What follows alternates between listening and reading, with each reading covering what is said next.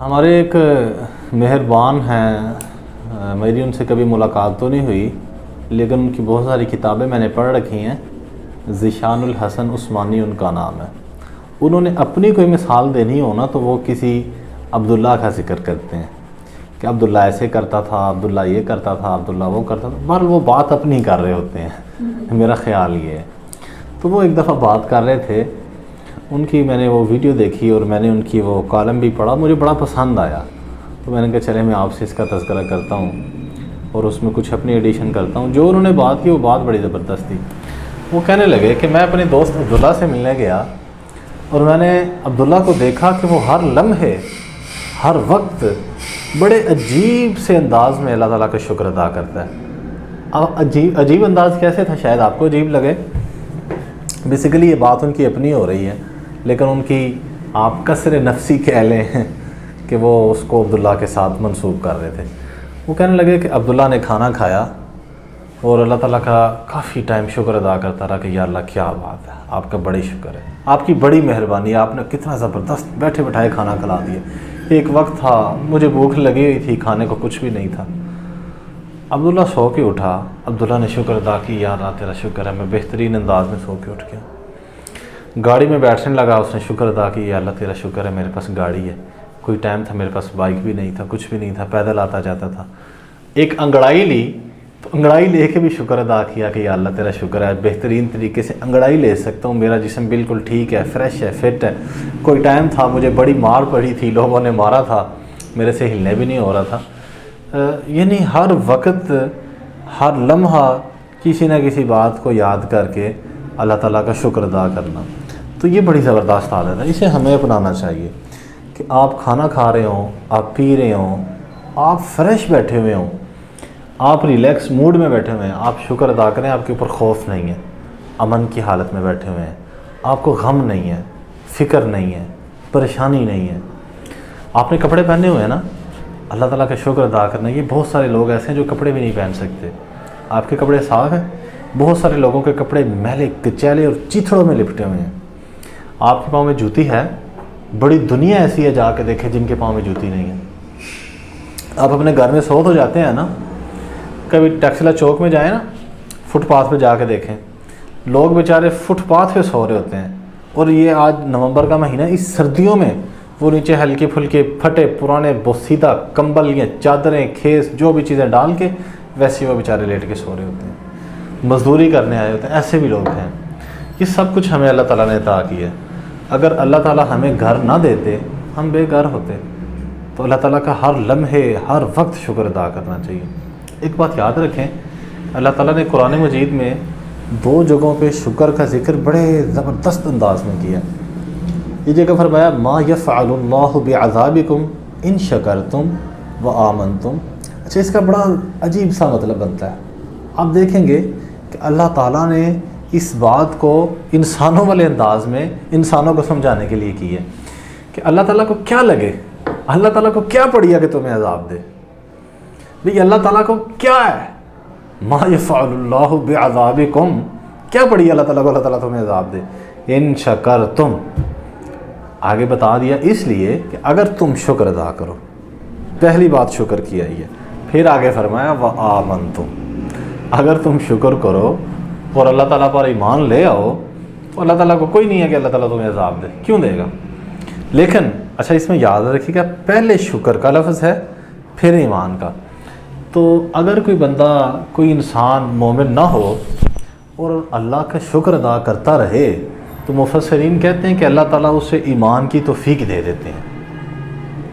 اللہ تعالیٰ اس شکر کے بدلے، چونکہ اللہ تعالیٰ نے ایک اور جگہ پہ فرمایا ان شکرتم لأزیدنکم، اگر تم اللہ تعالیٰ کا شکر ادا کرو گے تو اللہ تعالیٰ تمہیں بہت زیادہ دے گا۔ اگلا جملہ بڑا خطرناک ہے، وَلَئِن کَفَرْتُمْ، آگے وَلَئِن كَفَرْتُمْ إِنَّ عَذَابِي لَشَدِيدٌ، ہاں وَلَئِن کَفَرْتُمْ إِنَّ عَذَابِي لَشَدِيدٌ، اگر تم کفر کرو۔ یہاں پہ ذرا تھوڑا سا کمپیریزن کیجئے گا کہ اللہ تعالیٰ نے شکر کا اپوزٹ کسے بنایا؟ کفر کو۔ شکر کا اپوزٹ کیا ہے؟ کفر۔ حالانکہ دیکھا جائے کفر کا اپوزٹ تو ایمان ہے، انکار کا اپوزٹ تو اقرار ہے نا. اس موقع پہ اللہ تعالیٰ نے کفر کا اپوزٹ شکر کو بنایا, شکر کا اپوزٹ کفر کو بنایا, کہ جو لوگ اللہ تعالیٰ کا شکر ادا نہیں کرتے در حقیقت وہ اللہ تعالیٰ کا کفر کرتے ہیں, انکار کرتے ہیں. اگر شکر ادا نہیں کیا جائے گا تو پھر اللہ تعالیٰ کا عذاب بھی بڑا شدید ہوگا. تھوڑی سی بات سمجھ رہے ہوں گے سارے. اس لیے ہر وقت, ہر لمحہ, ہر دم چاہیے کہ ہم شکر ادا کریں تاکہ ہماری نعمتوں میں زوال نہ ہو بلکہ ہماری نعمتیں برقرار ہو جائیں. یہ ہمیشگی اختیار کر لیں. نعمتیں کم یا زیادہ ہوتی رہتی ہیں. اگر شکر زیادہ ہو جائے تو نعمتوں کی بعض اوقات اتنی برسات ہوتی ہے, اتنی برسات ہوتی ہے کہ بندہ برداشت بھی نہیں کر سکتا. ایک اسرائیلی روایت سنا کے اپنی بات ختم کرتا ہوں. اسرائیلی روایت وہ ہوتی ہے جو کہ بنی اسرائیل کے واقعات ہیں. بنی اسرائیلی روایات کے بارے میں نبی کریم صلی اللہ علیہ وسلم نے فرمایا کہ یہ اگر وہ ہماری شریعت کے مخالف نہیں ہیں, قرآن اور حدیث کے اپوزٹ نہیں ہیں, تو انہیں بیان کرنے کی اجازت ہے. بنی اسرائیلی روایات ٹھیک بھی ہو سکتی ہیں اور غلط بھی ہو سکتی ہیں. یہ ایک تاریخی باتیں ہوتی ہیں, یہ سمجھ لیں. تو یہ بات مجھے میرے بزرگوں نے سنائی تھی, تقریباً آج سے 10-12 سال پہلے میں نے سنی تھی. بڑی زبردست بات, شاید آپ نے سنی ہو. انہوں نے ایک پرانی کسی کتاب میں سے پڑھی تھی. ہے اسرائیلی روایت, پھر بات کر رہا ہوں, اس لیے اس کا حوالہ اتنا مستند نہیں ہوتا.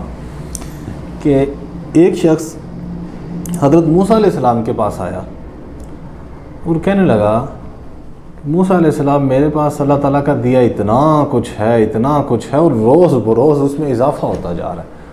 اللہ تعالیٰ جو کچھ مجھے دے رہے ہیں اس میں اضافے پہ اضافہ ہو رہا ہے, اضافے پہ اضافہ ہو رہا ہے. آپ اللہ تعالیٰ سے دعا کریں کہ اب میرے پاس بہت کچھ ہے, مجھے مزید رزق, مزید دولت, مزید انعامات نہیں چاہیے. یہ اپنی باقی مخلوق کو دے رہے, میرے پاس جتنا آیا میں اس پہ خوش ہوں, میں اس پہ راضی ہوں. اللہ تعالیٰ کا میرے پہ بڑا ہی احسان ہے, بڑا ہی کرم ہے. چونکہ موسیٰ علیہ السلام کلیم اللہ تھے, اللہ تعالیٰ سے باتیں کرتے تھے, اللہ تعالیٰ کے ساتھ ان کی گفتگو ہوتی تھی. تو موسیٰ علیہ السلام نے کہا چلو اب میں جب جاؤں گا نا کوہ طور پہ, اللہ تعالیٰ سے باتیں کروں گا تو میں تمہاری عرضی بھی پیش کر دوں گا.